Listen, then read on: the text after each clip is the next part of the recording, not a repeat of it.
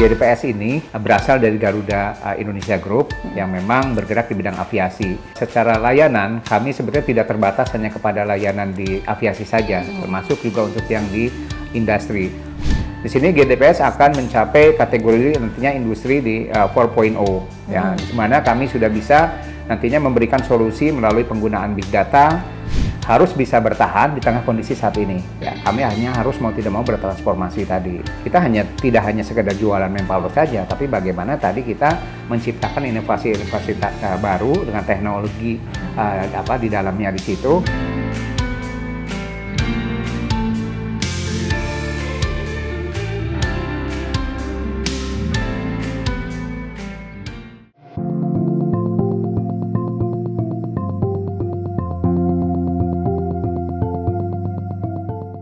GDPS ini ya awalnya memang secara expertise kami ini memang berasal dari Garuda Indonesia Group yang memang bergerak di bidang aviasi. Namun secara layanan kami sebetulnya tidak terbatas hanya kepada layanan di aviasi saja, termasuk juga untuk yang di industri. Justru saat ini expertise kami di bidang aviasi ini yang proven dan syarat akan kompleks inilah yang kami coba konversi menjadi solusi-solusi untuk industri non aviasinya sendiri.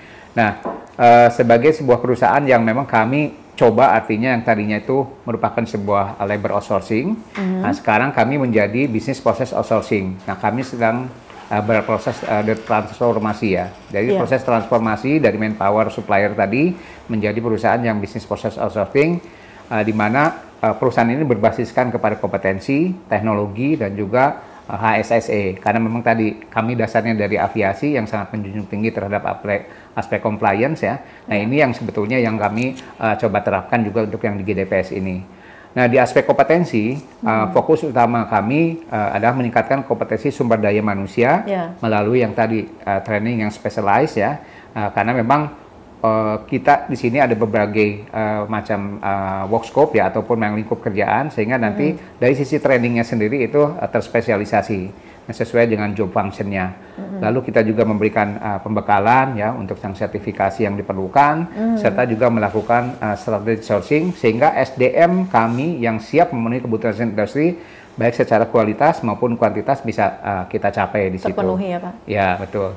Nah begitupun di aspek teknologi ya. Kami juga fokus menciptakan inovasi-inovasi untuk meningkatkan produktivitas SDM kami, sehingga dapat terbentuk layanan yang komprehensif dan terintegrasi. Nah, kedua aspek ini ya dilengkapi juga dengan HSSE yang berstandarkan industri aviasi tadi. Itu yang inovasi dan yang dua aspek itu tadi? Ya, jadi kita dari sisi ini kami fokusnya sendiri memang tadi kan. Kalau sebagai sebuah perusahaan yang memang misalnya apalagi kami ini perusahaan yang masih relatif baru ya, muda ya, Pak? Masih muda, kami sebagai startup company, kuncinya memang kita harus agile dan juga harus adaptif terhadap memang kebutuhan ya. Nah sehingga di sini memang kami harus senantiasa terus-menerus melakukan inovasi-inovasi. Nah ini juga bagian daripada proses transformasi yang sedang kami lakukan. Ya seperti itu kira-kira. Nah, bicara peluang tadi 5 tahun ke depan ya, di tahun 2022 ya dengan tema kita udah punya tema juga jadi service enhancement. Di sini GDPS akan mencapai kategori nantinya industri di 4.0 ya, di mana kami sudah bisa nantinya memberikan solusi melalui penggunaan big data sehingga kami sendiri dapat memberikan solusi yang lebih efisien dengan konsep IoT, jadi Internet of Things, dengan memberikan added value tentunya terhadap para pelanggan kami juga di sini. Nah, selain itu, melihat bahwa isu kesehatan dan kepedulian terhadap lingkungan, ya, tahun 2023 di tahap akhir transformasi kami punya tema juga menjadi Trusted Solution Based BPO Company dan konsep Green and Hygiene, ya. GDPS tidak hanya akan fokus memberikan solusi yang efisien saja, namun juga memberikan solusi yang dapat mengurangi emisi karbon dan meningkatkan juga aspek kesehatan dan kenyamanan bagi para pelanggannya. Kira-kira seperti itu, Bu.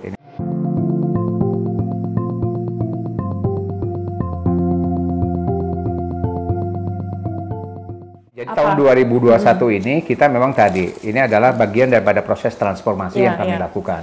Nanti tahun 2022 seperti tadi bahwa kami sampaikan bahwa tahun 2002 itu menjadi temanya kita service enhancement ya service enhancement, di mana di situ nantinya kita mulai masuk tadi ke industri yang 4.0 tadi. Kami coba menggunakan seluruh istilahnya menggunakan dari sisi teknologi yang ada ya, dengan menggunakan big data sehingga nanti bisa menjadi solusi. Nah, bukan berarti itu bahwa itu akan dicapai nanti baru dikerjakan, tapi dari sekarang pun kami sudah melakukan. Ya, bagaimana kami dengan menggunakan teknologi yang ada, ya, aplikasi-aplikasi ada, itu kita bisa memberikan akhirnya added value bagi para pelanggan kami. Mungkin bisa kami sampaikan bahwa secara umum bahwa lingkup yang kami ini kan kita bagi dua, ada aviasi, dan ada non aviasi. Di sisi aviasi sendiri, ya memang yang menjadi selama ini kekuatan kami, ya ini adalah contoh misalkan untuk yang teknisi pesawat, itu kami yang menyiapkan juga.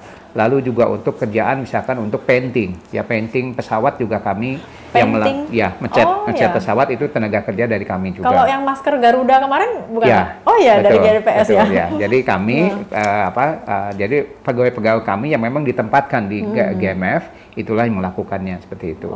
Lalu juga dari sisi untuk yang lain-lainnya, termasuk juga untuk yang GMF juga misalkan ada untuk yang industrial gas turbine engine. Itu beberapa juga tenaga kerjanya itu dari kami juga yang supply juga. Jadi kombinasi dari tenaga kerja yang dari GMF dengan komersial dan tenaga kerja di GDPS. Nah, ini yang memang terus kami lakukan. Jadi dari sisi aviasinya sendiri ada. Nah, sementara di bidang non aviasinya sendiri kita juga sama. Jadi kalau secara umum mungkin bisa kita bagi ya. Di sini ada namanya Integrated Facility Management, ada Integrated Security Management, ada termasuk juga Integrated Industrial Handling Manpower Solution di situ. Nah, di sini yang kita lakukan sebenarnya itu bagaimana kami menggabungkan antara memang misalkan orang tadi ya, yang orang dengan teknologinya sendiri. Nah, di sini kami coba bungkus menjadi sebuah layanan yang terintegrasi. Sehingga nanti kalau memang misalkan kami datang ke sebuah perusahaan, ya, yang kami lakukan bukan istilahnya kami jualan tenaga alih daya, ya, bukan hanya tenaga alih daya, tapi justru yang kami lakukan adalah bagaimana kita memberikan servisnya sendiri yang sifatnya katakanlah borongan pekerjaan, yang perjanjikan adalah service levelnya yang kita perjanjikan itu. Jadi service levelnya. Jadi bukan jumlah orangnya. Nah, otomatis dengan hal tersebut, yang harus kami lakukan adalah kita biasanya melakukan assessment dulu terhadap perusahaan tersebut. Yang paling fit, yang paling cocok, misalkan katakan untuk perusahaan dengan seperti ini, maka layanannya seperti apa yang kami harus berikan. Contoh misalkan, masuk ke sebuah industri misalkan yang membutuhkan katakanlah layanan security. Jadi yang kami lakukan adalah bagaimana kami datang ke sana, melakukan pemetaan dulu, ya, bagaimana misalkan seperti apa, gitu. Perusahaannya seperti apa, di bidang seperti apa, lalu juga kita harus define juga mana yang termasuk area terbatas, tertutup, ataupun memang misalkan yang terbuka, seperti itu. Sehingga dari situ kami juga bisa nantinya memberikan masukan-masukan, ternyata di sini misalkan katakanlah harus dilengkapi dengan teknologi, katakanlah CCTV-nya harus dipasang di mana posisinya, sehingga di situ sebetulnya akhirnya kita bisa memberikan solusi, ya, memberikan usulan di situ. Cukup misalkan katakanlah jumlah tenaga pengamannya katakanlah hanya sekian orang, tapi dibantu misalkan dilengkapi dengan teknologi, gitu, dan teknologi di situ. Dan semuanya itu kami berdasarkan aplikasi. Dari aplikasi, contoh misalkan untuk tenaga security kan punya jadwal untuk patroli, ya, punya jadwal patroli. Mereka istilahnya selama ini mungkin hanya WhatsApp atau foto-foto baru di-share seperti itu. Nah, sekarang kita nggak seperti itu lagi, tapi foto langsung bisa di-upload dan siapapun bisa isinya tahu, ya, di situ, karena di aplikasinya tahu. Jadi jadwal-jadwalnya seperti apa juga kita tahu semuanya. Langsung nyambung ke aplikasi, jadi betul, siapapun bisa sehingga, ngecek gitu, Pak. Ya, sehingga quote-unquote kata, ya, kalau memang misalkan sampai terjadi apa-apa, misalkan di antara jam 9 sampai jam 10 pagi, katakanlah terjadi misalkan hal yang tidak diinginkan, itu kita udah langsung bisa tahu, tenaga pengaman atau security yang bertugas pada saat itu si A, lalu juga ada kejadian apa saja, itu langsung automatically kita tinggal retrieve data dari situ, nggak usah pusing-pusing lagi, karena semuanya seluruh data tersebut sudah tersimpan di cloud, yang bisa kita sewaktu-waktu kita bisa ambil. Nah, itu sebetulnya udah mulai mengarah tadi yang untuk yang industri ke 4.0 tadi. Jadi, dan itu salah satu contoh yang menggabungkan antara manusia dan teknologi tadi. Betul. Ya, Pak, ya? Makanya sesuai dengan tema kami juga when people meet technology di situ. Ya. Iya. Kan kalau lihat di gedung kami kan ada when people meet technology, itu adalah apa istilahnya itu kayak tagline-nya. Tagline-nya, betul. Ya, karena teknologi udah keniscayaan sih ya Pak ya. Betul. Sekarang Dan, menuju ke sana semua. Betul. Dan kita juga artinya dalam hal ini teknologi itu bukan menggantikan orang ya, bukan menggantikan orang ini yang menarik Pak. Tapi bagaimana justru di sini kita memadukan antara teknologi dan orang tersebut. Bagaimana dengan adanya teknologi tersebut justru kita bisa memberikan added value terhadap para pelanggan kami itu. Seperti itu. Jadi arahnya ke sana ya. Nah, juga dilanjutkan tadi ya dengan apa tahun 2023 ya. Pak. 2023 itu tahap transformasi akhir kita yaitu menjadi trusted solution based BPO company ya. Ini tahap ketiganya 3 tahun transformasi ya Pak ya? Iya, jadi transformasi ini kita coba tuntaskan dulu ya. Proses transformasinya karena memang tidak bisa dalam waktu dekat ya. Artinya kan kita stages karena waktu kami mulai masuk sebagai LO, sebagai labor outsourcing itu kan masuknya mungkin kategorinya sebagai industri 1.0 gitu kan. Ya, 1.0. Ya, terus mulai masuk lagi sampai sekarang kita mulai memasuki ke 3.0 masuk ke 4.0. Nah, sekarang bagaimana kita justru ini menggabungkan ya antara teknologi ya ICT tadi lalu juga dari sisi high competence SDM-nya sendiri di situ. Inilah yang sebetulnya kita masuknya ke industri yang 4.0 tadi. Jadi kalau kita lihat nanti mungkin ya di aplikasi-aplikasi yang kami bangun ini dan itu sepenuhnya kami yang bikin ya internal yaitu untuk aplikasi misalkan untuk yang integrated facility management nggak usah teriak-teriak lagi kalau misalkan lampu putus segala macam ya tinggal di foto aja langsung upload tim kami langsung akan datang langsung untuk rektifikasi. Begitupun di sisi pelanggan kami yang menjadi customer kami itu tidak perlu istilahnya itu teriak-teriak lagi segala macam tinggal ada buttonnya juga yang tinggal di ini nanti tim kami udah langsung datang.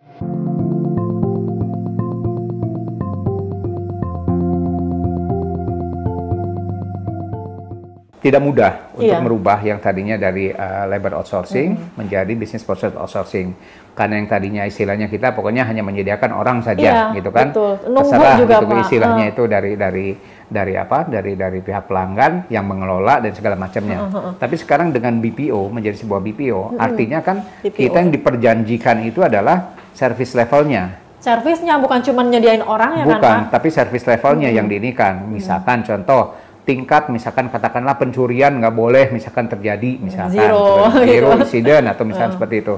Artinya kan itu diserahkan kepada kami sebagai yang penyedia layanan itu. Yang sehingga dari situ semuanya istilahnya harus kita set up dari awal. Makanya kenapa yang harus kita lakukan tadi adalah proses assessment dulu ya sebelum kita masuk kita lakukan assessment dulu dan kita juga bersepakat dulu maunya scope-nya sampai sejauh mana lalu juga dari sisi service levelnya pun yang diperjanjikan mau seperti apa sehingga kita bisa define juga nanti berarti nanti harus kita tempatkan orangnya seperti apa teknologi yang dibangun harus seperti apa sehingga juga itu semuanya bisa diinikan. Nah jadi memang perubahannya tidak mudah tentunya dari sisi mindset ya mindset di internal kitanya sendiri ya maupun dari sisi pelanggan karena pelanggan juga selama ini kan hanya terbiasa dengan pokoknya lu kasih orang aja kayak gitu kan.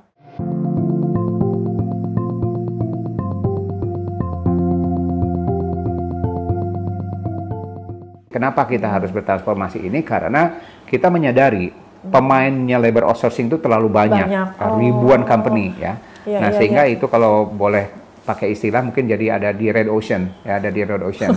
Nah sementara kita sendiri yang maunya ya udah kalau kayak gitu kita harus berubah nih, harus bertransformasi menjadi mainnya nanti area mainnya sendiri di blue ocean. Nah sehingga kita istilahnya itu menjadilah bertransformasi menjadi BPO tadi, menjadi business process company. Dan ini pemain-pemainnya memang belum terlalu banyak juga untuk tim BPO ini. Nah kita memang dituntut bagaimana istilahnya itu bisa menaikkan level kita. Karena rata-rata yang BPO yang bagus-bagus itu adalah perusahaan-perusahaan dari luar negeri. Asing ya? Perusahaan-perusahaan asing. Mungkin saya nggak boleh sebutin namanya gitu.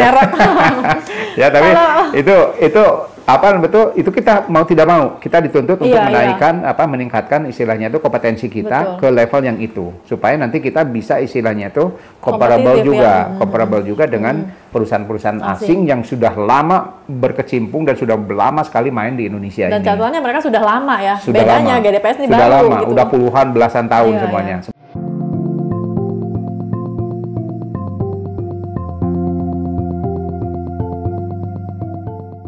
Yang kami lakukan adalah mulai dari transformasi organisasi, ya, transformasi bisnisnya dan transformasi budaya juga. Tiga hal ini mau tidak mau harus kita lakukan, gitu kan? Dalam waktu singkat ya. Iya.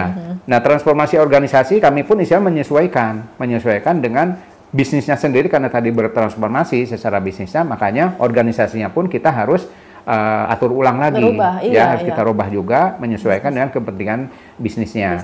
Lalu juga dari sisi budayanya pun kita tidak lagi istilahnya budayanya yang ya mohon maaf katakanlah yang sebagai labor outsourcing yang cukup hanya menjaga seperti itu, tapi bagaimana kita harus merubah budayanya sendiri. Nah, kita budayanya sendiri yang tadinya kita punya budaya namanya Prime, singkatan menjadi akhlak ya, sesuai dengan BUMN ya, seperti itu. Dan kami melihat bahwa budaya tersebut sangat cocok gitu kan, sangat cocok ya bagi kami yang sedang bertransformasi ini.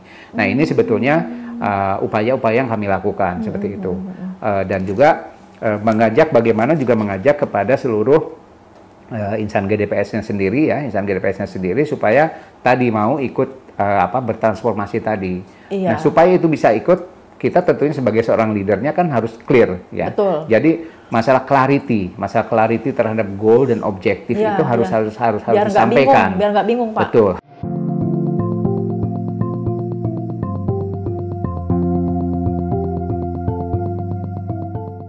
Ya, alhamdulillah kami cukup ramping organisasinya ya, hanya ada 2 board, hanya ada saya ya sebagai direktur utama tapi merangkap juga sebagai membawahi HR dan juga untuk finance. Nah, dan satu lagi adalah direktur business and operation. Berdua ya, Pak ya? Berdua. Nah, dibantu oleh ada 4 VP, ada 4 VP dan 2 selevel SM di leher kami ya.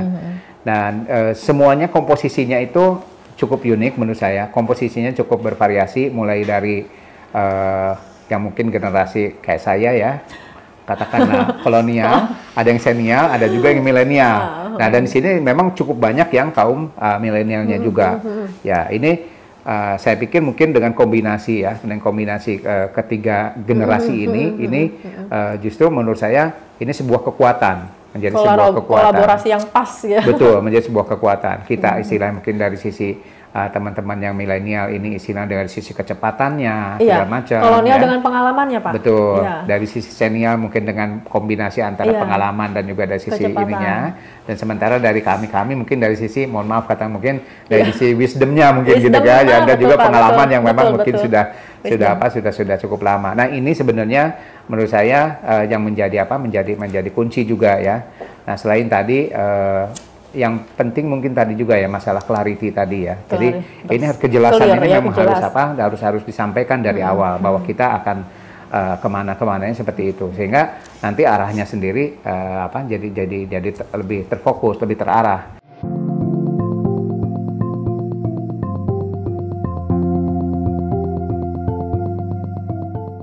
Memang saat ini kita masih sangat tergantung kepada bisnisan di grup ya, di Garuda Indonesia Group ini ya, di Garuda Indonesia Group, karena memang kita untuk yang tenaga alih dayanya sendiri itu kami yang supply ya, sebagian besar kami yang supply, mulai dari misalkan untuk yang di Garuda Indonesia itu dari orang tiketingnya lah, lalu juga untuk yang PSA ya, Passenger Service Assistant-nya, lalu untuk yang di Garuda Executive Lounge-nya itu dari kami semuanya. Dari GDPS semua ya? Lalu juga untuk yang tenaga misalkan di Garuda Sentra Medica itu perawat dan dokter juga, tenaga medis juga dari kami juga. Lengkap banget gitu nih, Pak. Kan?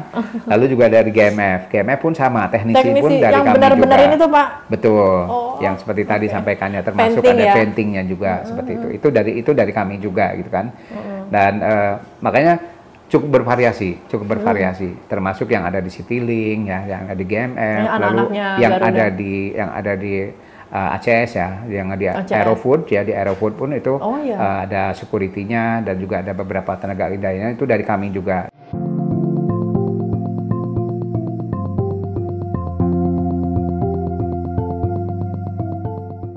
Kalau secara konsep memang kita semua dari internal, Hanya memang untuk hal-hal tertentu mau tidak mau kita istilahnya itu menggandeng mitra, ya.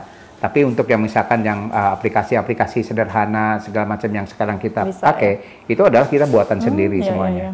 Tapi kami tidak jualan aplikasi ya. Iya, itu digunakan untuk sendiri membuat bisnis. Karena ada juga beberapa customer kami itu minta malah tolong dong kami beli aplikasinya segala macam. Ya kita mohon maaf kita nggak bisa.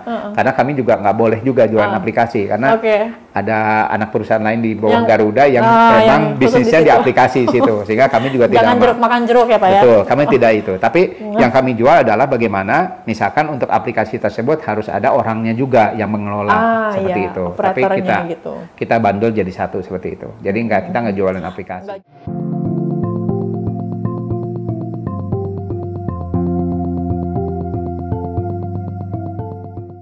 Ya, kita sama-sama tahu ya bahwa kondisi pandemi ini tentu saja sangat berdampak ya, termasuk kepada kami. Iya, Pak. Karena tadi industri yang paling terkena dampaknya itu adalah industri aviasi, betul. Pariwisata dan turunannya artinya kan, termasuk artinya transportasi dan yang lain-lain seperti itu. Nah, sementara selama ini kami justru banyaknya itu kan serve ke Garuda Group. Iya. Nah, Garuda Group paling besar tadi Bapak bilang betul. Ya. Sehingga otomatis dengan istilahnya turunnya di dunia aviasi tersebut sangat berdampak terhadap kita. Nah, disinilah kami sebetulnya itu menjadi penyemangat bagi kami. Ya, bagaimana kami harus bisa bertahan di tengah kondisi saat ini. Ya.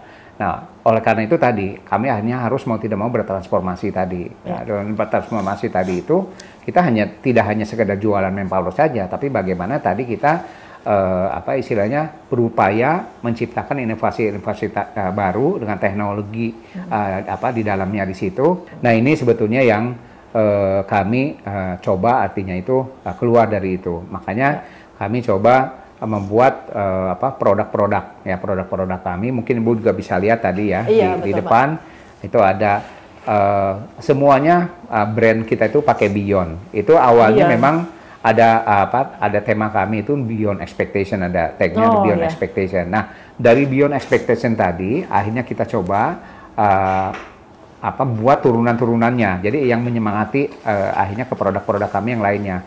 Ada yang namanya Beyond Fresh, ada yang namanya Beyond Clean, ada yang namanya Beyond Care dan yang lain di situ. Nah, ini sebetulnya itu yang coba kita buat ya, dan kita coba jual, dan alhamdulillah sebetulnya itu sudah cukup banyak ya yang tertarik dengan ini. Nah, termasuk juga mungkin yang sekarang yang sedang kita garap ya, mudah-mudahan mulai minggu depan ya kita dengan pemerintah ya tentunya itu ada kita namanya produknya Indoor Air Engineering ya. Ini sebetulnya itu bagaimana kami mencoba mengaplikasikan apa yang ada di pesawat tapi kami aplikasikan di gedung ya. Jadi di ruangan gitu ya. Ya, jadi ininya sendiri Beyond Fresh nama brandnya ya, brand produknya sendiri Beyond Fresh. Itu bagaimana kita mengaplikasikan apa yang terjadi di pesawat ke gedung-gedungan, ke pergedungan ini. Steril gitu ya Pak ya? Ya, jadi kalau kita naik pesawat, di situ kan ada HEPA filter yang mungkin selama ini kan semua orang bicara mengenai HEPA filter. Gitu. Betul. Tapi sebetulnya itu bagaimana bukan hanya sekedar istilah masang HEPA filter seolah-olah semua aman seperti itu. Tapi apa yang terjadi di pesawat itu kan sebetulnya itu bagaimana sirkulasi yang terjadi di dalam pesawat itu kan udara selalu berganti ya. Katakan sekitar 2 sampai 3 menit sekali itu udara terus berputar gitu kan dengan yang baru. Nah, ini juga konsep ini kami coba terapkan di gedung ya, di pergedungan. Kami coba bekerja sama dengan partner kami juga, membuat konsep yang ada di kami, coba kita ajak bicara partner kami dan coba kita akan aplikasikan di gedung ini. Dan ini insya Allah mudah-mudahan dalam waktu dekat akan kita lakukan. Dan ini bagaimana kami merekayasa sirkulasi udara, lalu kita kombinasikan dengan adanya HEPA filter, ada juga nantinya UV sistemnya sendiri, sehingga udara yang memang misalkan masuk ke ruangan tersebut itu adalah udara yang sudah bersih, ya, udah benar-benar bersih karena tadi udah disaring oleh HEPA filter, bakterinya atau virusnya sendiri ditembak oleh UV, dan kan, sesuai standar gitu ya Pak sesuai ya? standar, sesuai standar.